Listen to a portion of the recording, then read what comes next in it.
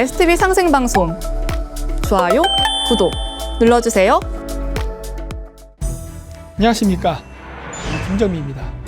자, 이번에는 제2부인데 여태까지 그 앞쪽에서도 여러 가지 영토라든가 이런 것들이 좀 황당해서 사람들이 가짜 같다라고 얘기를 했는데 진짜 사람들이 믿기 어려운 부분입니다. 바로 수미리국에 대한 부분입니다. 사실 저도 이 부분은요 정말 말이 안 된다고 생각을 했어요. 이거는 가짜겠다라고 생각을 했다가 카자흐스탄에서 이제 한 7년째, 8년째 살면서 이거 어쩌면 이것조차도 사실일 가능성이 있겠다라는 것을 발견하게 됐습니다. 뭔가 관련이 있다. 그게 메소포타미아 지방인지 아닌지 모르겠지만 수밀이라는 이름 자체가 우리랑 관련이 있다라는 걸 제가 알게 됐어요. 자, 그래서 오늘 그 얘기를 해보도록 하겠습니다. 자, 먼저 이 수메르라는 지명의 분포를 보면요, 우리가 아는 중근동 지방에 수메르가 있습니다. 이 수메르라는 명칭이 다른 데도 있습니다. 그게 어디냐? 제가 있었던 카자흐스탄과 키르기스탄, 중국의 국경 지역에 하안탱글이라는 산이 있습니다. 우리나라 말로 하면 당군산 정도가 되려나? 당골레산이라고 부를 수 있는 하안탱글이라는 산이 있는데, 이 하안탱글이라는 산의 고대 이름은요, 고대 명칭은 수메르 산이었습니다. 즉 수메르 타오가 산이니까. 그래서 카자흐인들은 하안탱글이를 원래는 수메르 산이라고 불렀습니다. 그러니까 수메르란 이름이 메소포타미아뿐만이 아니라 중앙아시아에서 나타나네? 라는 것을 발견하게 됐어요. 그리고 나서 이제 수메르란 이름이 어디에 있나 또 봤더니 우리 한단국에 나오는 파미르 고원 그 일대에 있죠. 그게 바로 뭐다? 우리가 지금도 성산이라고 부르는 카일라스 산 있죠. 그 카일라스 산, 불교에서는 카일라스 산을 수미산이라 부릅니다. 또 어떤 사람들은 그래요. 그 수미산은 불교에 나오는 어떤 상상의 산이다. 그 상상의 산을 카일라스 산이라고 현지인들이나 힌두교나 불교 사람들은 그렇게 인식을 합니다. 그래서 이 수미산은 카일라스 산과 관계가 있어요. 근데 수미산은요, 보시다시피 르 발음이 없습니다. 수미산이에요. 수미르산 이런 게 아닙니다. 그럼 왜 저런 현상이 나타나냐? 이게 버머 아닙니까? 산스크리트어를 한자로 표기하는. 그러다 보니까 어떻게 되냐면 이 동북아시아 사람들은요, R 발음이 잘 안 됩니다. 지금도 서양 사람들이 한국 사람 놀 때 R과 L 발음 구별 못한다 그러는데 맞아요. 저도 맨날 헷갈립니다. 그런 것처럼 고대인들도 그랬던 어떤 발음적인 문제가 있었나 봐요. 그래서 어떻게 되느냐? R 발음이 있으면 한자 표기할 때 생략시킨 것 같습니다. 예를 들어서요, 우리는 만주족 그러지만 원래 만주가 아닙니다. 만주르예요. 만주르. 이 만주르가 헝가리에 가서 마자르가 되죠. 그래서 르 발음이 있지만 우리는 그 발음이 안 되니까 어떻게 합니까? 만주족 하고 써버린다고요. 그리고 우리나라에는 거서간이라는 신라 왕의 호칭이 있는데 거서간도요, 원래 중앙아시아 발음은요 게세르한입니다. 근데 게세르인데 르 발음 안 되니까 어떻게 한 거예요? 르 빼고 거서간. 그래서 수미산도 원래 수메르산인데 르 발음이 안 되니까 수미산하고 르 발음이 빠져버려서 수미산이 된 겁니다. 그래서 수미산도 수메르산입니다. 이거는 제 가설인데 그러면 그냥 가설로 끝나느냐? 아닙니다. 자, 수미산은 수메르산이라고 불립니다. 써있죠? 네, 시네르산, 수메르산, 마하메루라고 해서 이런 식으로 불립니다. 그리고 이 수메르산은 우리나라도 있어요. 바로 경상도 지역에 몇 개를 제가 봤는데 우두산이라는 겁니다. 저 우두산 훈독으로 읽으면 뭐죠? 소머리산, 즉 수메르산입니다. 오리지널 발음이 뭔지는 저도 모릅니다. 수메르인지 수미르인지 소머리인지 몰라요. 하지만 뭔가 그런 계통의 발음에 어떤 산이 있었다는 것은 공통분포로 나타납니다. 그리고 그게 일본에 가면은 있는 게 바로 우두 명신이죠. 네, 신라 명신이라고 불리는데 이게 바로 스사노 미코토입니다. 아마테라스 오미카미의 남동생.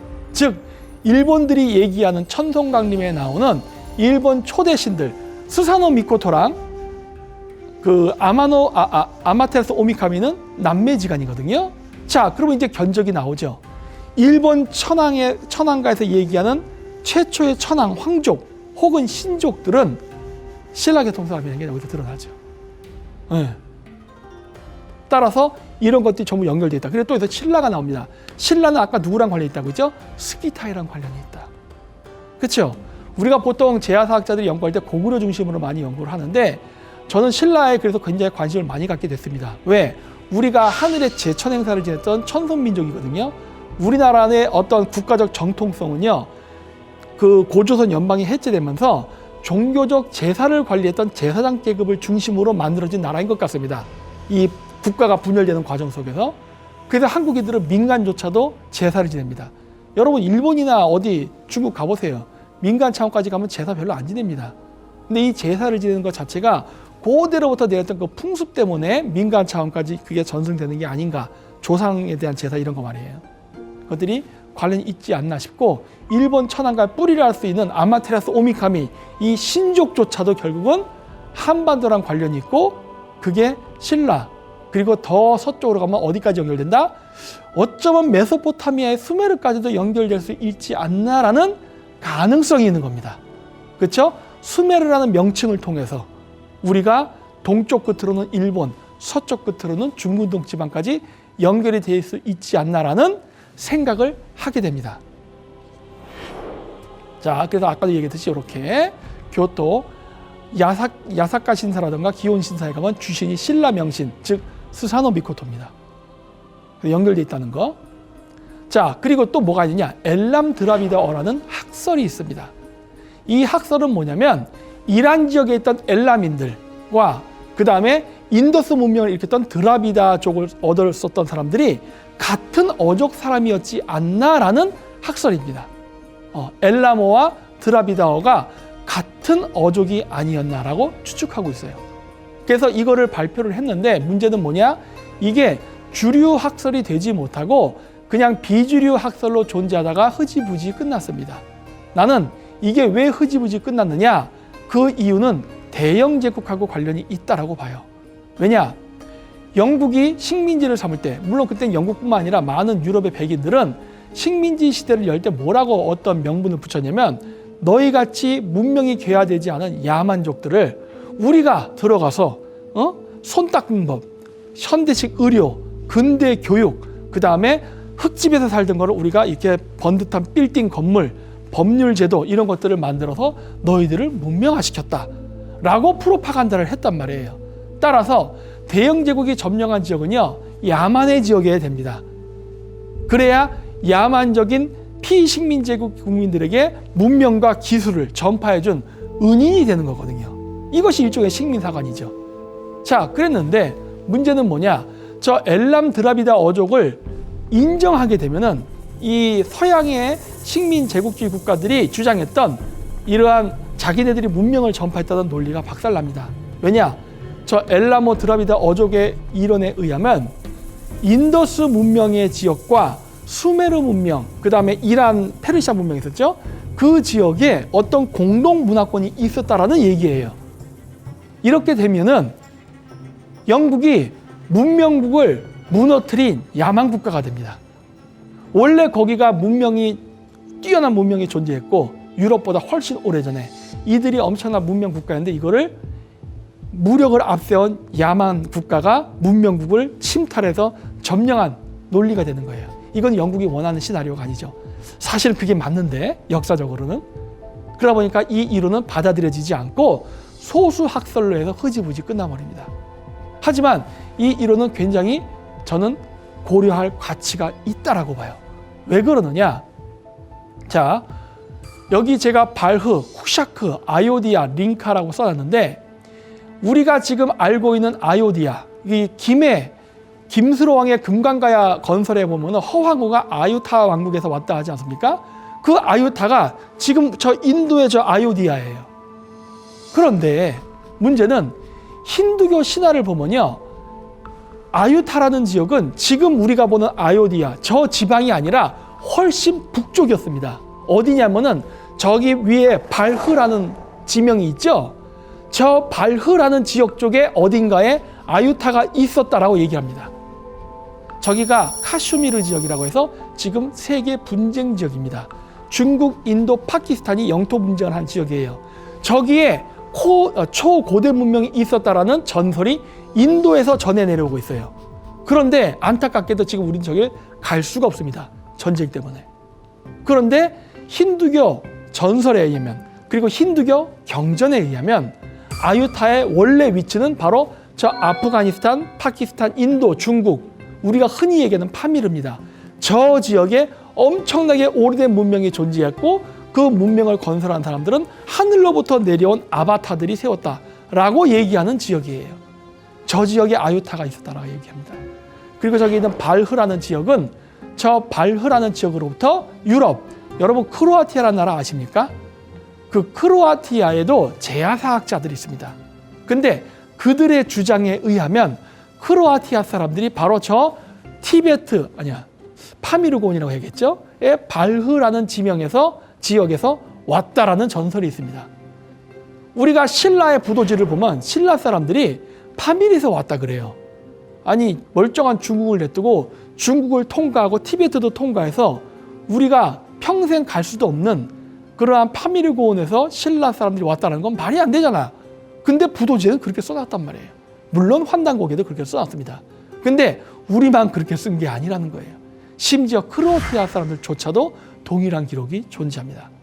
그래서 뭔가 파미르고원에는 어떤 고대에 매우 발달된 문명이 있었던 걸로 추정이 되나 현재는 연구가 제대로 진행이 되고 있지 않습니다.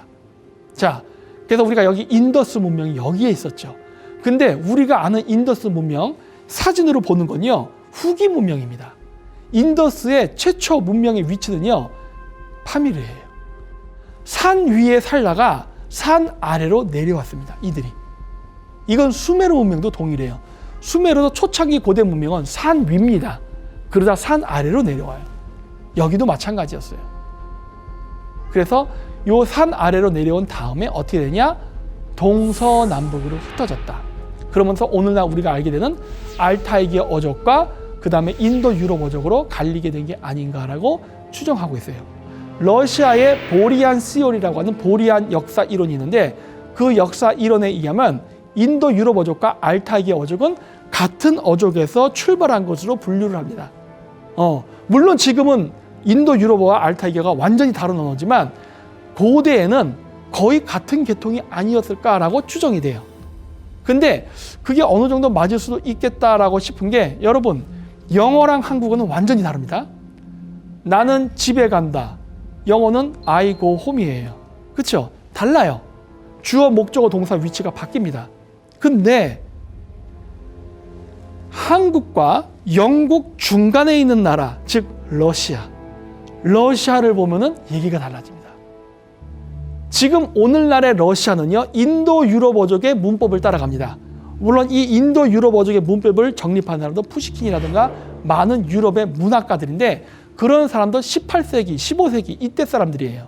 이 사람들이 유럽이 산업혁명으로 잘 먹고 잘 살게 되자 유럽식 제도를 본따면서 오늘날의 러시아식 문법 체계가 생기면서 인도 유럽화적으로 고착이 됐지만 옛날 러시아 기록을 보면요. 주어, 동사, 목적어가 아니라 주어, 목적어, 동사로도 얘기했습니다. 예를 들어서 나는 당신을 사랑합니다. 주어, 목적어, 동사죠. 이거 영어로 얘기하면 뭐가 되죠? I love you예요. 주어, 동사, 목적어. 그렇죠?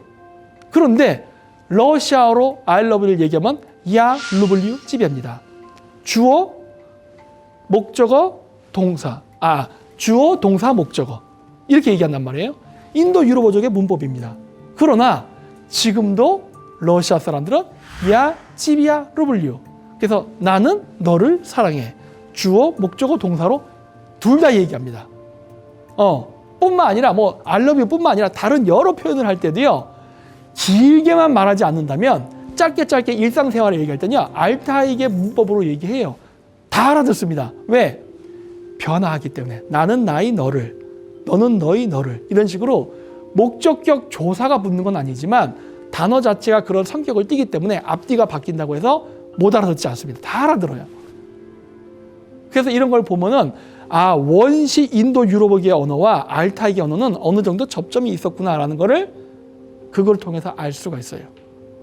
네, 어떤 사람들은 제가 엘라모도 관계가 있다니까 막 따지려고 그러는데 고대에는요 뭔가 하나의 언어수가 있었을 가능성이 있어요. 저는 그걸 염두에 두고 있는 겁니다. 그리고 실질적으로 중앙아시아는 여러 인도, 유럽, 오지라는 나라들도 그렇게 얘기를 하고, 즉 한국어와 영어 사이의 중간 유라시아에 존재하는 언어들은요, 인도 유럽어계가 알타이어적 요소를 가지고 있고 알타이계 언어가 인도 유럽어적 요소를 갖고 있을 거라서 혼재가 되어 있습니다. 더 동가 서로 가면은 진짜 남남이 돼요. 그런 것처럼 옛날 때는 언어가 하나의 어떤 공통 분모가 있었을 수도 있겠다라는 생각을 하게 됩니다. 그런 관점에서 이 이론을 봐야 되는 거예요. 그러지 않으면 남남으로 볼 수밖에 없죠. 언어도 변한다는 것을 항상 염두에 두고 있어야 되죠.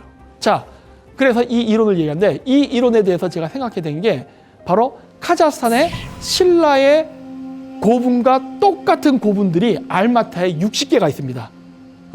경주에도 한 60개 있죠. 그 정도의 개수의 고분이 알마티에 있어요. 코르간이라 부르는데, 이 코르간을 만든 사람들이 스키타입니다. 신라 왕들의 DNA가 스키타이라고 했잖아요. 똑같은 DNA예요. 황금복음도 양쪽에서 동일하게 발견됐고. 그랬는데 이 지역에서 스키타이의 언어를 추측할 수 있게 되는 유일한 유물 하나가 발견됐어요. 이거 가지고 이란하고 터키가 스키타이가 인도 유럽 어족이다, 알타이의 어족이다 싸우는데, 저는 그럴 필요 없다고 봅니다. 두 가지 요소를 동시에 포함하고 있었다고 저는 보고 있어요. 자, 그 얘기입니다. 자, 영상 가겠습니다. Көне түрік тіліне. Ресейдің ғалымдары айтты, жоқ бұл жерде парстардың жазуы. Көне парс тілінің. Яғни арамей тілі. Біздер оны жоққа шығармаймыз. Арамей тілінің негізінде алфавитта жазылған. Көне түріктердің несі. Бірақ өзінің де ерекше, өзінің де әріптері болған. Міне сол мысалы айтайық. Мына егер де осы мына тостақты былай деп қойсақ, мына сөз былай қарасаңыз, бұл мына жерде бұл иран тілінде жазу шығады. Былай аударсаңыз, көне түрік тіліне ұқсайды.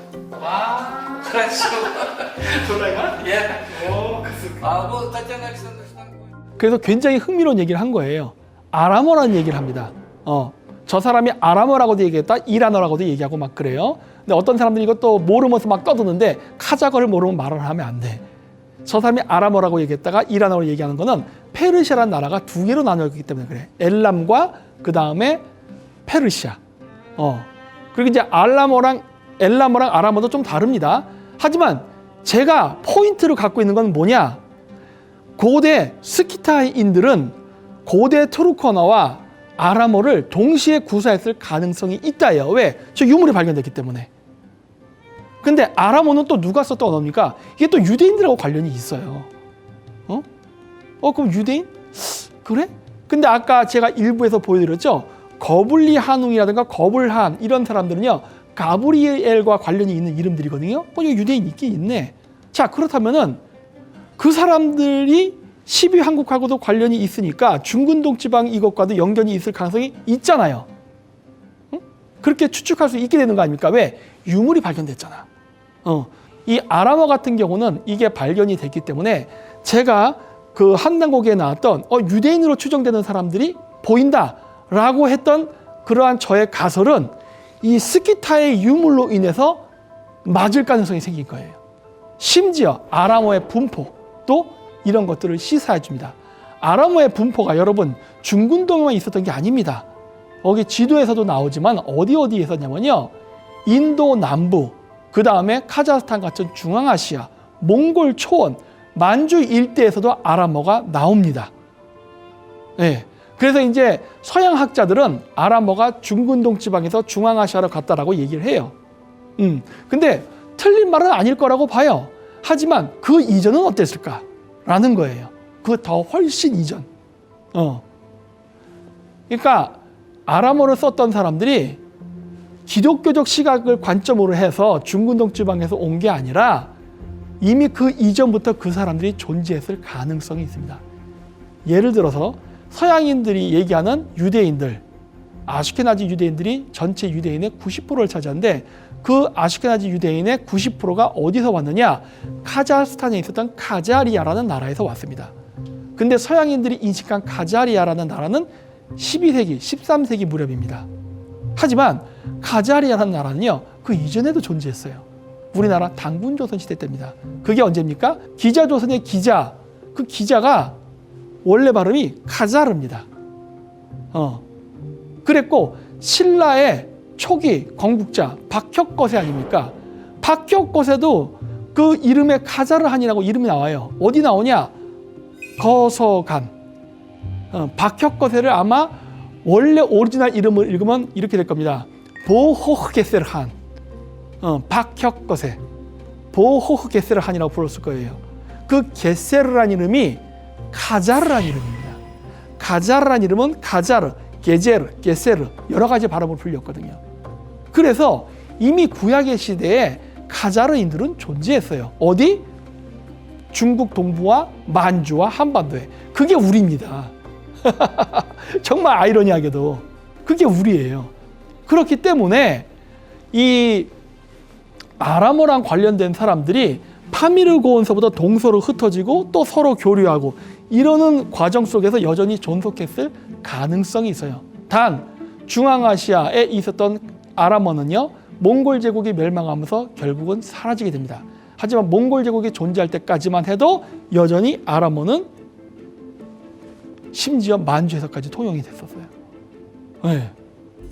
자, 그리고 또 한 가지, 이거는 뭐냐면 비석입니다. 왼쪽에 있는 게 바로 뭐냐면 콜투금 비석이에요. 옛날 고대 투르크 제국, 돌골 제국의 비석인데 머리 윗부분을 보세요. 이렇게 평행선을 간 다음에 삼각형으로 탁 쪼개지죠. 그 주변에 용이 이렇게 꼬불꼬불 마른 것처럼 돼 있고, 저 돌골 제국의 비석이 저 가운데에서 맨 위에 있는 거, 저게 문무왕 비석입니다. 신라 문무왕. 어떻습니까? 디자인이 똑같습니다. 돌골 제국과 신라의 비석의 디자인이 똑같아요. 왜? 지배 계급이 같았기 때문에. 그리고 지배 계급이 문자를 쓸 줄 알았기 때문에 그들이 기록을 남긴 겁니다. 그러니까 같을 수밖에 없는 거예요. 근데 공교로운 건 뭐죠? 대진국 경교 중국비라고 써 있는데 저게 뭡니까? 네스토리우스 기독교입니다. 저게 유대인 거예요. 근데 신라랑 똑같네? 밑에 있는 거는 위구르 제국. 다 똑같죠? 왜? 같은 계통이기 때문에 그래요. 따라서 제가 앞쪽에 보여드렸던 이 아람어 관련 분포 지도가 결코 황당하지 않답니다. 자, 이 정도쯤 되면은 야, 신라 우리 경주박물관에 가면은 저기 메소포타미아 지방에서 온 신라 유리 유물도 많죠. 그 유리 그 액세서리들 그거 다 중문동에서 왔잖아. 그게 설명이 돼요. 그렇죠? 자, 신라 때도 증군동 지방과 긴밀한 커넥션이 있었는데 그 이전은 어땠을까? 더 가깝지 않았을까요? 그렇죠? 이 한반도에서조차 발견되고 있는데, 따라서 12황국 중에 수메르국이 메소포타미아의 수메르와도 관련이 있었다라고 볼 수 있지 않을까라고 저는 보는 거예요. 왜? 기록과 유적과 유물 이런 것들로 입증할 수 있잖아요. 그렇죠? 자, 그리고 또 뭐가 있느냐? 이 아까 보면은 요 밑에 타미르 쓰이는 지역에도 아람어 계통의 언어가 존재했었다는 이 있어요. 저거 아마 도마랑 관련이 있을 거예요. 기독교 전파될 때 도마라는 사람이 인도 남부에 갔다는 이야기가 있는데 저런 것과도 깊은 관련이 있을 겁니다. 옛날부터 무역 항로가 있어 교류를 했던 것 같아요. 그래서 그런 것과 깊은 걸 냈는데 제가 이제 말하고 싶은 건 뭐냐? 저기 타미르라고 제가 써졌잖아요. 저 타미르가 드라비다어 계통입니다. 아까 맨 앞쪽에 제가 설명한 게 엘람 드라비다 어족설이었죠. 인더스 문명을 건설했던 사람들이 수메르 문명을 건설한 사람들과 동족 관계인 것 같다. 그 인더스 문명을 건설했던 사람들이 아리안족의 침략을 해서 남쪽으로 밀립니다. 그 중에 하나가 지금 저 타미르예요. 근데 이 타미르가 공교롭게도 한국하고 어순이 같고 비슷한 단어를 많이 쓰죠. 그러면 저 타밀과 저기 메소포타미아 문명은 어떻게 교류가 왔다 갔다 했을까요? 이건 고대 12황국 때부터 있던 어떤 연결고리 때문에 고대 무역 항로가 존재했던 게 아닐까? 그리고 저 인도에서 배 타고 가야 지방까지 가서 허왕호가 김수랑과 결혼한 게 아닐까? 이게 다 뭐랑 연결되는 거예요? 스키타인 겁니다. 네. 그래서 우리나라에서 드라비다 한국 어조력이라는 설이 존재했는데 이것도 역시 주류 국어학과라고 해야 될까? 뭐 강단 국어학과라고 할까요? 어쨌든 해서 배제가 되고 있죠. 야, 어떻게 드라비더랑 한국어랑 같아? 드라비더는 드라비더의 고리버, 수메르어는 수메르어로 고리버, 한국어는 한국어대로 고리버, 일본어도 고리버, 다 이런 식으로 얘기한단 말이에요. 연결을 시키지 못하게 딱 팔다리를 끊어놨습니다. 연결이 된 것 같은데 아니라고 얘기하는 거예요. 이거 얘기하면 어떻게 됩니까? 그때부터 환빠, 국뽕 이렇게 붙여버리면서 멸실해버린다고요. 분명히 관계가 있는 것 같은데. 그리고 점점 많은 사람들이 저기 스리랑카라던가 인도 남부로 가서 계속 끊임없이 찾아오고 있습니다. 그러면서 많은 단어들을 찾아내요. 자, 여기도 보면 드라비다어, 그러니까 고대 산스크리트어의 잔재들인데 여기 보시면은 저기 파키스탄 땅에도 드라비다어가 있죠. 원래 저기 있던 언어예요. 원래 이 드라비다어를 썼던 사람들이 파미르고온 일대에 살던 사람들이었는데 지금 밀려서 남쪽으로 와 있는 것 뿐입니다. 그러니까 우리가 지금 한국어라던가 그 다음에 메소포타미아라든가 이런데 그 엘람 드라비다어라는 학설이 나오게 되는 그 계기가 바로 산스크리트어, 드라비다어 계통과 깊은 관련이 있는 거예요. 저 사람들이 파미르고온에 살던 당시의 얘기입니다. 지금은 밀렸지만. 그래서 저 파미르고온을 중심으로 해서 동서남북으로 흩어질 때 흩어진 사람들의 언어의 잔재로서 남아있는 공통점이 지금도 존재하는 게 아닌가라고 저는 보는 거예요. 자, 그리고 수메르 문명은 두 개의 강에서 만들어졌습니다. 유프라테스 강과 티그리스 강. 근데 유프라테스 강은 뭔지 모르겠어요, 솔직히. 하지만 티그리스 강은 전 압니다. 왜? 저 티그리가 탱글이라는 소리예요. 즉 티그리스 강은 탱글이 강이라는 소리입니다. 뭐 굳이 한자로 쓰자면 단군 강이에요. 그걸 어떻게 할 수 있느냐? 근거가 있냐? 네, 근거 있습니다. 저거는 영어로 서양 사람들이 티그리스 강이라고 부르는 것이고 현지인들은 딩기르 강이라고 부릅니다. 딩기르가 뭐죠? 하늘로부터 내려온 천신을 딩기르라 부릅니다. 엔닐, 엔키, 아누나키 등등을 전부 다 딩기르라 부르는 거예요. 하늘로부터 내려온 종족. 그들을 딩기르라 부르고 원래 티그리스 강도 딩기르 강이라 불러요. 따라서 티그리스 강이 딩기르, 즉 탱그리 강이라는 것을 알 수가 있어요. 근데 탱그리라는 이름은 중앙아시아에서 신들을 탱그리라 부르지 않습니까? 근데 왜 스메르 문명에서 탱그리, 즉 딩기르라는 이름이 나오죠? 이것만 봐도 벌써 스메르 문명이 중앙아시아와 어떤 연결고리가 있다는 걸 알 수가 있어요. 우리나라에도 탱글이라는 이름이 있죠. 물론 단군이라는 단어도 있지만 좀 더 가까운 발음이 뭡니까? 그게 단골레입니다. 단골레, 탱글이, 딩기르 다 같은 단어란 말이에요. 따라서 메소포타미아 문명도 12황국의 일원이었을 가능성은 있는 겁니다. 앞서서 여러 가지 근거를 제가 보여드렸지만. 그리고 페르시아국이 중앙아시아에 살던 스키타이, 즉 삭족들을 불렀던 명칭입니다. 그걸 뭐라 불렀느냐? 저기 써놨다시피 사카 티그라 하우다라고 써놨어요. 페르시아 사람들은 스키타이족을 사카 티그라 하우다라 불렀습니다. 사카는 뭔지 알겠어?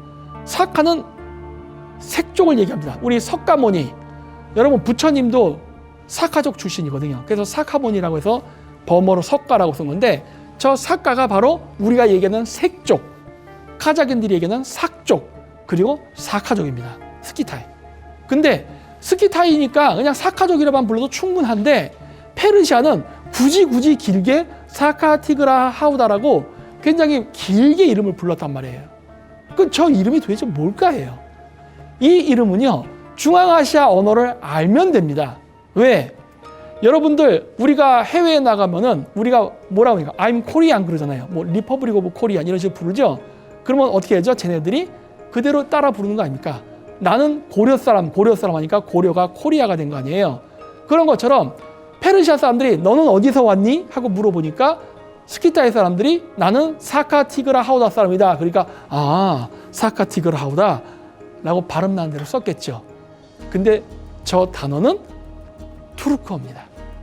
자, 카자흐, 현재 카자흐로 사카티그라 하우다를 뭐라고 발음할 수 있느냐?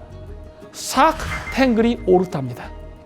티그라는 탱그리, 하우다는 오르타입니다. 오르타란 말은 왕조, 국가라는 소리예요. 즉 스키타이들은 스스로 국가를 어떻게 불렀을까? 추정컨대 삭단군 왕조라고 불렀어요. 한자로 표기하면 그렇다는 거예요. 사카 탱그리 왕조라는 소리예요. 뭐야? 스키타이는 탱글이랑 일체화시켜서 부르고 있네. 삭족과 그러니까 스키타이와 탱글이 당군은 뭔가 관련성이 있구나라는 게 여기서도 드러납니다. 근데 12왕국을 만든 애들이 하필이면 스키타이, 색족이에요. 뭔가 한단국이랑도 일관성 있게 계속 매치가 되고 있잖아요. 그러면 우리가 의심해봐야죠. 야, 메소포타미아까지도 있었던 것 같다라고 생각할 수 있는 거 아닙니까? 자, 그리고 이제 조선이라는 나라를 이제 봐야 되는데 이 고조선이 우리가 여태까지는 만주 쪽 혹은 중국 동부만 생각했는데 그게 아니라 유라시아 전체였던 것 같습니다. 그렇다고 해서 절대로 여러분 너무 국뽕에 빠지지는 마시고 아까도 얘기했듯이 다민족 연방국가였던 것 같아요. 즉 조선이라는 말은요, 제가 유라시아 대륙을 연구하면서 보니까 이게 국가 명칭이 아니라 지금의 미국처럼 유나이티드 네이션이라는 의미입니다. 바로 뭐다? 합중국, 즉 연방국이라는 의미예요. 여러 민족의 국가들이 하나로 통합돼서 연방 형태로 있는 거, 그 시스템을 조선이라고 부르는 겁니다. 자, 요건 제가 카자흐스탄에 갔을 때 카자흐스탄 130개 민족이 있다고 했죠. 그들의 민족의 기원을 이렇게 카자흐스탄 정부에서 연구해서 편찬한 책들입니다. 이들이 이 책을 왜 편찬했냐면 지금의 카자흐스탄은요, 우리가 외부에서 부를 때 부르는 명칭입니다. 리퍼블릭 오브 카자흐스탄, 카자흐스탄 리퍼블리카스 이렇게 부르는데 이거는 외부로 부를 때의 국가 명칭이고 내부적으로 부를 때에는 그게 아니라 주스라고 합니다. 우리도 그래요. 외국에 나가면 I'm Korean 그래요. 고려인이라고. 하지만 우리끼리 뭐라 부르죠? 한국인이라 부르잖아. 그런 것처럼 카자흐들도 외부에다 얘기할 땐 카자흐스탄 사람입니다 라고 얘기를 하지만 내부적으로는 주스라 부릅니다. 근데 이 주스라는 이름의 명칭은 옛날 몽골에 있었던 유연국, 유연의 몽골 발음은 조잔입니다. 그 조잔의 카자흐 발음이 주잔이에요. 그 주잔의 발음이 주스를 변해서 지금의 존재하는 겁니다. 그래서 15세기에 카자흐스탄에 살던 130개의 부족들이 자기네들끼리 다민족 연방체 국가를 만들면서 이름을 주스라고 정한 거예요. 그런데 우리나라에 마한, 진한, 변한이 있었던 것처럼 오르타 주스, 크스 주스, 울루 주스라는 3조선 시스템, 3주스 시스템을 만들고 이 3주스의 공통 수도로서 아스타나를 정한 겁니다. 우리나라의 고조선이 마한, 진한, 변한이 있고 그 3조선의 공동 수도가 아사달인 것처럼 뭔가 비슷한 거예요. 야, 이거 우리나라 고조선하고 되게 닮았는데?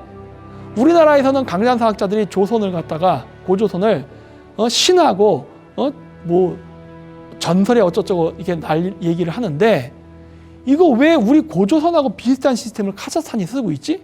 심지어 지금도 존재합니다. 네, 지금도. 그리고 현재 카자흐스탄은 오히려 저때로 돌아가려고 하고 있어요. 행정구역도 지금 주스 시스템으로 돌아가려고 지금 연구를 하고 있습니다. 지금의 카자흐스탄 시스템은 소비에트 시스템이거든요. 근데 점진적으로 바꾸고 있어요. 그리고 이 카자흐스탄의 주스 시스템, 그러니까 카자흐 주스, 카자흐 한국을 건설한 사람은 아이러니하게도요, 케레이한하고 자니베칸입니다. 자니베칸은 뭐 자니백이니까 뭐 카자흐이니까 알겠어. 근데 케레이한이 나와요. 케레이한이 더 나이가 많았습니다.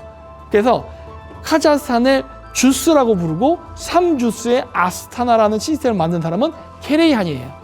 그거를 갖다가 자니베칸이 물려받은 겁니다. 그래서 여기 보면 오른쪽에 깃발인데 여기 보시면 3개의 별이 있어요. 저게 오르타 주스, 크스 주스, 울루 주스를 상징합니다. 그리고 자신들이 징기스칸의 자손이다 그래서 올지마크를 저렇게 표기해 놓은 거예요. 그리고서 그거를 조선이다 라고 부른 겁니다.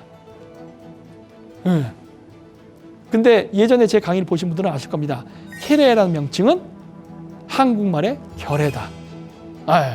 결애, 케레 이렇게 되거든요. 그리고 제가 옛날 때 카자흐스탄에 있을 때 케레이족 노인분들, 할아버지 분들도 그런 얘기를 했어요. 옛날 때 제가 카자흐 국립대학교 다닐 때 거기 경비하시는 아저씨가 케레이족이었어요. 그래서 내가 케레이예요? 반갑다고 내가 막 그랬더니 너 알아? 야, 우리 케레이랑 케르스, 저거는 고려인이니까 한국인들을 카자흐는 케르스라 부릅니다. 그래서 그 케레이랑 케하루스는 원래 동족이야. 그러길래 그거 저도 알지요. 케레이족이 우리랑 같다는 거를. 그랬더니 너 그거 어떻게 알았냐? 그러길래 저는 중앙아시아 역사를 공부했지 않습니까? 그래서 저는 이거 잘 알고 있어요. 그랬더니 맞아. 너랑 우리는 동족이야. 라고 얘기했단 말이에요. 근데 하필이면 지금의 카자흐스탄의 국가의 체계를 만든 사람이 케레이한입니다. 그래서 이것도 제가 굉장히 흥미롭게 보는 부분이에요. 그래서 정리하면은 환단고개는 12한국의 색족이 있었고, 그 다음에 이제 고조선의 왕들의 호칭을 단군이라 불렀고, 우리가 그걸 조선 혹은 주신이라 불렀다고, 마한지단 변환으로 3조선 시스템이 있었고, 공동수도, 연방수도로서 아사달이 있었다라고 하는데, 카자흐스탄 기록은 삭족이 있었고, 탱그리라는 지도자 혹은 신이 존재했고, 그리고 그 국가는 주스, 고대는 주잔이라 불렀다. 그리고 오르타주스, 크스주스, 울루주스로 현재도 3주스 시스템이 존재하고 그 연방국의 수도를 아스타나로 한다.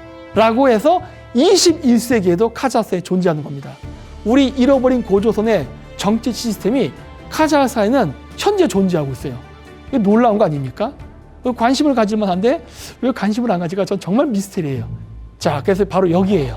유연국이 있었던 위치입니다. 옛날 12한국의 위치와 동일하죠? 알타이 산과 바이칼호수 근처에 유연국이 있었죠. 근데 저 유연이란 이름 자체가 저게 조선이에요. 네. 우리는 유연이라고 배우잖아요. 몽골 사람들은 유연이라 발음하지 않습니다. 조잔이라 발음합니다. 조잔. 그리고 카자흐인들은 주잔이라고 불렀죠. 그리고 이 유연국이 멸망한 다음에 어떻게 되냐? 돌골 제국에 밀려서 천산 서쪽으로 도망가면서 지금의 카자흐스탄 땅에다가 유연국을 계속 유지를 하는데, 카자흐스탄에 있는 큰 바다가 뭐지요? 카스피해입니다. 그래서 카스피해를 그 당시에 뭐라 불렀느냐? 주잔해라고 불렀습니다. 주잔씨. 뭐 한국식 표현을 하면 조선해가 되는 거예요. 조선해. 왜? 유연 사람들이 글로 갔기 때문에. 네. 이렇게 연결되어 있다는 걸 알 수가 있어요. 그래서 몽골에 있었던 조잔이라는 나라는 우리가 아는 것처럼 고조선이라는 나라가 멸망한 뒤에 완전히 역사 속에서 사라진 게 아니라 끊임없이 존재했다는 겁니다. 왜? 조선이라는 이름 자체가 연방국이라는 의미예요. 유목민족들이 다 합쳐서 하나의 통치 세계를 만들면 그걸 조선이라고 부르는 겁니다. 물론 외부적으로 불린 명칭이 따로 존재하고 내부적으로 그렇게 불렀다는 거예요. 그 대표적인 예가 또 뭐가 있습니까? 여진의 금나라입니다. 금나라 뭘라 불렀죠? 외부에서는 금이라 불렀어요.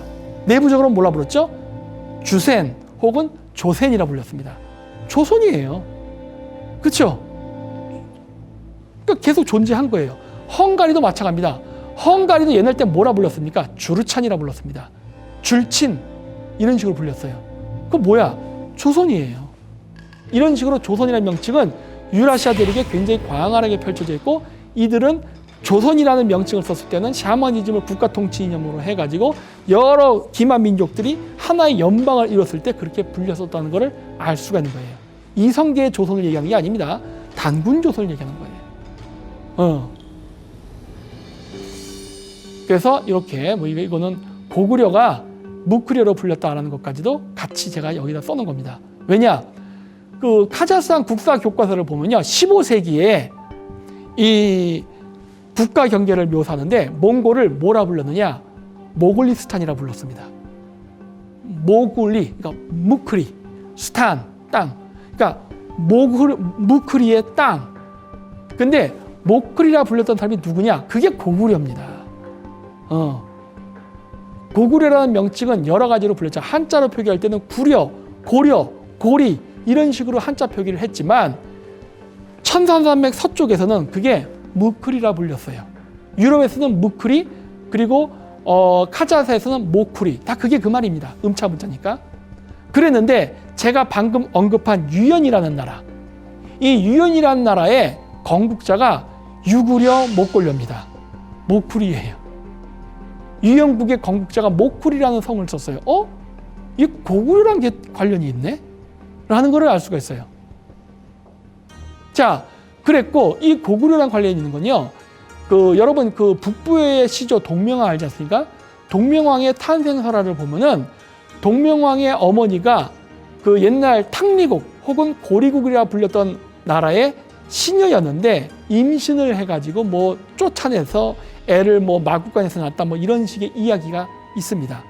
자, 근데 이 탕리국이라는 나라는 고리국이라도 불리니까 고리가 고려, 고구려랑 관련이 있구나 라는 건 알겠어요.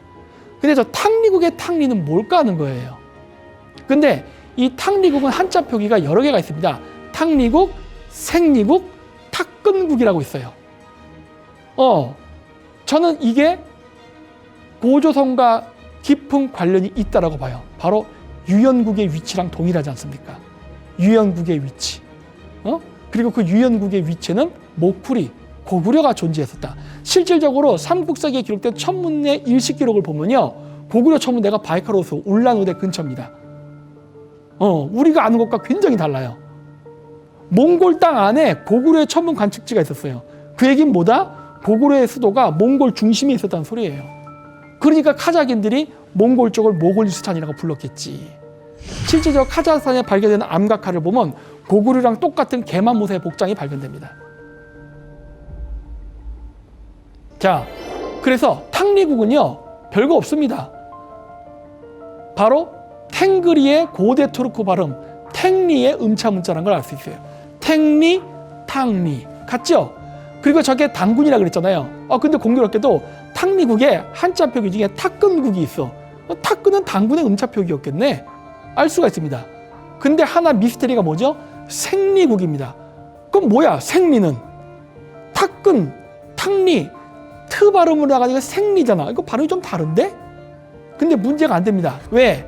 페르시안들이 스키타이를 뭐라 부른댔죠? 사카, 티그라, 하오다. 즉 삭, 탱그리, 오르타라 부른다고 했어요. 사카, 탱그리. 생리가 뭐예요? 사카, 탱그리잖아. 그러니까 생리라 써왔잖아 지금. 그렇죠? 고조선과 스키타이가 깊은 관련이 있다는 걸 알 수가 있죠. 여기서도. 그리고 이거는 중앙아시아는 각종 당군 관련된 여러 명칭들입니다. 여러 명칭으로 불리는데 결국 다 같은 거라는 겁니다. 맨 밑에 수메르의 딩그르도 있지 않습니까? 그러니까 12한국 중에 파미르가 있을 가능성이 있는 거예요. 그러니까 완전히 배제할 필요는 없다는 겁니다. 지금 제가 제시한 것만 해도 여러 가지 증거가 있잖아요. 야, 이거 교류가 있었던 것 같은데? 그래서 한민족과 관련성. 자, 이건 최근에 2020년도에 나온 역사 논문입니다. 러시아, 중국, 미국이 같이 연구한 거예요. 홍산 문명에 대해서 연구한 논문인데 여기서도 굉장히 흥미로운 내용들이 나옵니다. 여기도 보면 뭐가 나오느냐? 기후변화 때문에 이동했다는 얘기가 나오고 또 뭐가 있느냐? 퉁구스계 언어에 대한 이야기가 나옵니다. 근데 이것도 아까 얘기했듯이 한국어 드라비다 어서를 한국의 강당 국어학자들이 관련이 없어 하고 끊어버린 것처럼 우리나라 강당 국어학자들이 어떻게 하죠? 한국어는 퉁구스와 관련이 없다 얘기하죠. 아니 관련이 있는데 관련 없다 그래. 근데 나는 그렇게 얘기하는 국어학자 중에 몽골어나 카자거 아니면은 저쪽 투르크계 언어를 할 줄 아는 사람이 몇 명이나 있을까 되게 궁금합니다. 그 말 할 줄 알아? 그 말을 진짜 할 줄 알면서 한국어랑 투르크어, 한국어랑 몽골어가 다르다고 주장하는 거야? 아니면 박사학위를 받기 위해서 진짜 그냥 달달달 외운 걸로만 쓴 거야? 난 정말 의심스러워. 왜? 너무나 비슷한 게 많거든요. 이걸 다 눈을 감아버리는 거 아니야. 이러면 안 된다고 봐요. 자, 어쨌든 그래서 퉁구스어랑 관련이 있다고 합니다. 퉁구스어랑 홍산 문명은 깊은 관련이 있다. 원래 이게 중국이 혼자 몰래 했었으면은 적당히 뭉개면서 들어갔을 텐데 여기에 러시아랑 미국 학자가 들어가다 보니까 뭉개지를 못하는 것 같습니다. 이 논문 중간에 보면 흥미로운 게 나와요. 바로 지도입니다. 노란색으로 쳐놓은 게 홍산 문명, 그 다음 연두색이 연해주나 만주에서 발견되는 고대 국가의 유적지, 그리고 한반도 유적지까지 다 나옵니다. 퉁구스 어족을 찾는다라고 논문에 써 있잖아요. 근데 이미 중국, 미국, 러시아 학자들은요 조용히 홍산 문명과 한반도 쪽 유적까지도 같이 조사하고 있습니다. 왜? 관련이 있으니까 그런 거야. 우리나라의 강단 역사학자와 강단 국어학자들만 관련이 없다고 얘기할 뿐 이미 외국 학자들은 조용히 다 연구하고 있단 말이에요. 자, 이런 것만 봐도 뭔가 가치가 있지 않겠습니까? 이거 아무래도 연구해야 될 것 같은데? 근데 우리나라에서 이거 얘기하면 환빠라고 그러죠. 황당하죠, 진짜. 자, 그리고 이렇게 써놨단 말이에요. 홍산 문명이 건국된 세력들이 한반도로도 내려왔다. 아니, 다 얘기하는데 왜 한국만 아니라고 얘기하는 겁니까? 심지어 영국 학자는 또 이런 얘기도 했죠. 이렇게. 야, 요소 지역에서 동서남북으로 뻗어나갔어. 근데 지금 저기 지도에 색깔 표시된 소위 얘기하는 알타이계 어족의 색깔을 칠하면 뭐가 됩니까? 12황국의 영토 사이즈가 나오잖아. 아니 그러면 지금 중국 학자, 러시아 학자, 미국 학자, 영국 학자는 무슨 국뽕이 있어가지고 지금 저렇게 한다고 생각하세요? 내가 미국인으로서의 자부심, 러시아인으로서의 자부심 이런 것 때문에 지금 저렇게 한다고 생각하세요? 아니잖아.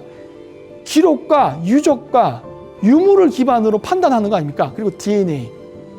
왜 다 저런 얘기를 하는데 12향국의 영토가 너무 커서 가짜야. 우리가 무슨 문명이 있어. 고조선 신화야. 아니 다른 나라 학자들은 저렇게 다 얘기하고 몰래 연구하고 있는데 왜 우리만 이거를 거부하고 이걸 연구하면은 뭐 유사사학자라는 너 전공이 역사 아니지. 역사 박사학위 없지. 이런 식으로 얘기하는데 좋다해요. 그건 당신들 역사 박사학위 있으니까 당신네들이 연구하라 해요. 근데 왜 안 해? 당신네들이 역사 박사학위를 갖고 안 하면서 안 하기 때문에 주변 사람들이 연구하면은 너는 역사 전공자가 아니기 때문에 유사 역사학자다 하고 매도를 하려는 거예요. 그 매도할 수 있는 배짱이 있으면 한번 저기 하버드대나 아니면은 중국 북경대라던가 러시아 모스크바 대학 학자들이랑 한번 대결해보라 해요. 그들 앞에서는 꼼짝도 못하면서 왜 만만한 게 한국 사람입니까? 왜 우리한테만 그렇게 자꾸 반지의 제왕의 소설가라는 얘기를 합니까? 에? 그래서 이게 여러 나라, 여기 독일도 나오고 하죠. 저기도 보면 뭐가 나옵니까? DNA, 고고학, 유전학 등등을 연구해서 여러 가지 관점에서 연구한 겁니다. 오늘 제가 1부, 2부 방송한 내용들을 보면 뭐를 기반으로 했죠? 유전학, 아까 신라 왕들의 DNA가 스키타이랑 관련이라고 했죠? 유전학, 그리고 언어학, 사카티그라 하우다, 삭탱그리 오르타, 언어 관련된 접근 방법, 또 뭐지요? 문헌 기록, 그리고 유적지입니다. 다 얘기했잖아요. 자, 제가 접근한 고대학의 접근 방식과 이미 서양의 고고학자들이 연구하는 접근 방식은 동일해요. 그리고 그 연구 결과를 얘기하는 겁니다. 우리나라의 강단사학자처럼 책만 보고 얘기하는 게 아니에요. 중국 집기록이면 이면 어떻다. 이런 책만 보고 얘기하는 게 아니라 다양한 오늘날 21세기 현대 과학기술로 인터넷으로 알 수 있는 모든 정보를 총합해서 만드는 결과물이란 말이에요. 근데 이 정도로까지 연구를 안 하고서 아니라고 얘기하면은 이건 너무 말이 안 되는 겁니다. 더구나 일식기록은 빼박이죠. 어떻게 반박을 할 수 없는 논리입니다. 근데 왜 또 일식기록에 대해서 얘기를 안 할까? 이거 가짜라고? 이거 진짜 중요한 건데. 이 일식기록 다 아시죠? 아니까 짧게 넘어가겠습니다. 이렇게 고구려 백제 신라의 천문관측의 위치가 존재한답니다. 아까 제가 일부에서 양자강 유역의 왕들의 이름이 투르크계, 퉁구스계, 동호족, 몽골 뭐 등등의 이름이 나온다고 했던 게 신라 천문대 위치가 양자강이기 때문에 그래요. 여기까지 유목민족이 갔었는데 네, 있었던 것 같습니다. 신라 천문관측대 위치 때문입니다. 굉장히 중요해요. 어떤 사람들은 그럽니다. 그거 일식 그거 한반도에서도 보여 라고 얘기하는데 그거는 정말 샤머니즘을 모르고 하는 소리예요. 여러분 정월대보름이라고 있죠? 정월대보름을 왜 합니까? 그때 달이 크면서 동그랗기 때문에 하는 겁니다. 달이 조금 찌그러지잖아요. 여러분 우리나라 세시풍속 중에 중국, 일본 다 포함해서 보름달에서 살짝 찌그러진 달, 와 찌그러진 달 나타났다 하고 막 강강솔라는 그 세시풍속 본 적 있어요? 없습니다. 왜? 고대 천문학은요 국가의 흥망성쇠를 예측하는 하늘의 계시라고 믿었어요. 삼국사기에 나온 일식은요 부분 일식이 아닌 완전 계기 일식입니다. 완전 계기 일식은요 선처럼 보일 수 있는 적이 아주 한정돼 있어요. 삼국사기에 기록된 일식은 부분 일식이 아니에요. 한반도에서도 그 일식 보여요 하는데 살짝 걸쳐진 일식은 아무런 의미가 없습니다. 완전 일식 기준이에요. 따라서 신라조차도 중국 대륙에 있었던 걸 알 수가 있어요. 심지어 주은래조차도 그런 얘기를 했었죠. 주은래가 북한에 갔었을 때 김일성한테 사과 발표문을 한 게 있습니다. 여기도 보면 주은래가 뭐라고 얘기했냐. 진나라 한나라 이후 만리장성 안쪽에서 요하 유역에 이르기까지 정복 활동이 더욱 빈번해졌고 이는 침략으로 이어졌지만 결국 패배로 끝났습니다. 이 이야기가 뭐죠? 만리장성 안쪽에서 요하. 요하는 알겠어. 우리랑 관련이 있어. 그럼 만리장성 안쪽이라는 건 무슨 얘기예요? 그게 산동성, 하북성을 얘기합니다. 지금 고구려 백제 신라의 천문관측, 백제와 신라의 천문관측대가 지금 중국 강서성, 상하이 일대왕, 하북성, 북경 일대로 나오잖아요. 거기를 얘기하고 있잖아. 주은래조차도 김일성한테 가서 저 얘기를 했단 말이에요. 근데 왜 우리 민족 역사 영향에서 중국 동부 지역은 뺍니까? 준례조차 저렇게 얘기했는데. 그랬고 이거는 홍산 문명과 은나라 동이족이잖아요. 홍산 문명 유적, 은나라 유적, 맨 오른쪽 몽골입니다. 어때요? 동일하죠. 몽골에서 나오는 흉노의 유적조차도 다 동일합니다. 그리고 신라의 왕관 그리고 허리 장식이 오른쪽 몽골에 있는 흉노랑 동골족의 허리 장식하고 동일해요. 아까 비석도 그랬죠. 그리고 이거 파영동이라고 하는데 이게 남부 가야랑 관련되면서 뭐 소라랑 관련이 있다는데 은하수인 것 같습니다. 은하계. 오른쪽 거는 몽골 겁니다. 몽골 거랑 가야가 동일해요. 자, 이거 백제 금동향로 오른쪽은 흉노 겁니다. 기본 컨셉이 비슷하죠. 물론 백제께 훨씬 뛰어나요. 왜? 우리께 더 후기이기 때문에. 좀 더 과학기술이 발전해서 백제께 훨씬 아름답습니다만 어쨌든 기본 컨셉은 동일하게 간다예요. 그래서 이런 식으로 여러 가지 유적, 유물, 신화, 기록, DNA 등등을 보면은 환단고기의 기록을 입증할 수 있는 건 상당히 많습니다. 이거를 개연스러운 한 사람이 소설을 쓰긴 너무나 방대하고 너무나 어려운 기록이라는 겁니다. 대단한 천재적 을 썼다면 불가능하다는 겁니다. 그래서 제가 이런 것들을 제시하고 하는데 다른 사람들끼리 막 싸우는데 제 연구 결과물 갖고는 싸우지 않더라고요. 왜 시비를 안 거는지 모르겠습니다. 어쨌든 간에 이건 제가 중앙아시아를 통해서 찾게 된 여러 가지 한단고기가 진수일 가능성이 높다라는 기록이었습니다. 그래서 오늘 긴 시간 제가 강의를 했습니다만 여러분들 관심이 있어서 저는 잘 모르겠습니다. 그래서 오늘 2부를 이렇게 마치도록 하고 나중에 또 시간이 되면 또 여러분들과 뵙도록 하겠습니다. 네, 안녕히 계세요.